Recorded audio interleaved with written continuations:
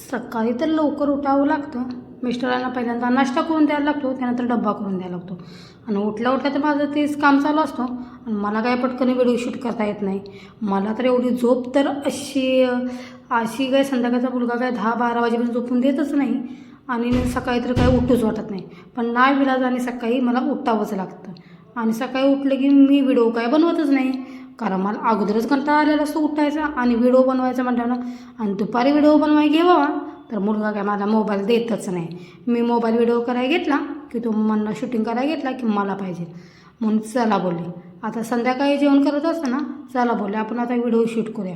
म्हणून संध्याकाळचे 6 वाजले होते, कामी तर सगळे आवरून घेतले ते.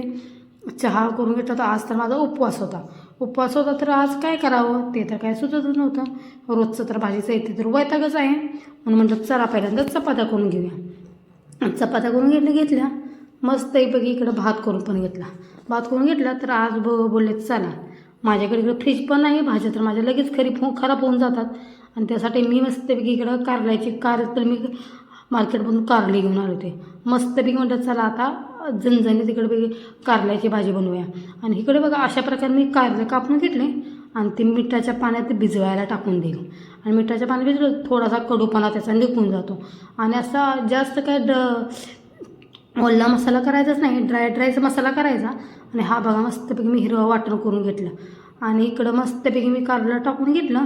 आणि इकडं माझं कारलं पण रेडी झालं होतं. आजचा व्हिडिओ इथंच एंड करते. बाय.